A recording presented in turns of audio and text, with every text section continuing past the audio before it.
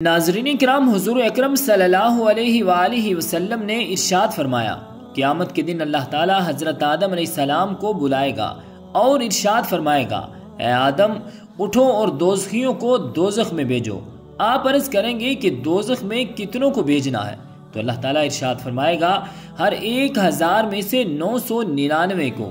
یہ سن کر صحابہ کرام رضوان اللہ علیہ مجمعین اس قدر غمگین ہوئے کہ تھوڑا سا بھی نہ ہنستے تھے۔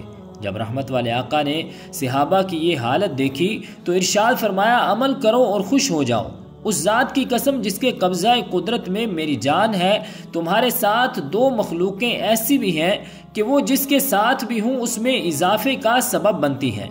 ساتھ میں وہ بھی شامل ہیں جو اولاد آدم اور شیطان کی اولاد میں سے ہلاک ہو گئے۔ صحابہ کرام رضوان اللہ علیہ مجمعین نے عرض کی، یا رسول اللہ صلی اللہ علیہ وسلم، وہ 2 مخلوقیں کون سی ہیں؟ ارشاد فرمایا، یاجوج ماجوج۔ راوی کہتے ہیں صحابہ کرام میں خوشی کی لہر دوڑ گئی۔ پھر ارشاد فرمایا، عمل کرو اور خوش ہو جاؤ۔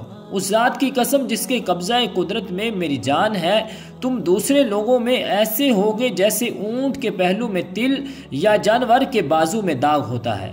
ناظرین کرام، اس حدیث شریف میں جہاں سکون و اطمینان کی نوید ہے، وہیں نیک اعمال پر کار بند رہنے کی تلقین بھی ہے۔ لہٰذا نیک اعمال پر استقامت حاصل کیجیے۔ شریعت کے فرض کردہ تمام احکام مثلا نماز، روزہ، حج، زکوٰۃ اور عشر وغیرہ کی ادائیگی میں بالکل بھی سستی مت کیجیے۔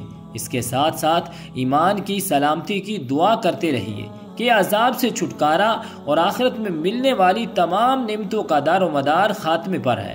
جس کا خاتمہ ایمان پر ہوا اس کی نجات یقینی ہے، اور اگر نعوذ باللہ ایمان سلامت نہ رہا تو دائمی عذاب کی گرفتاری بھی لازم ہے۔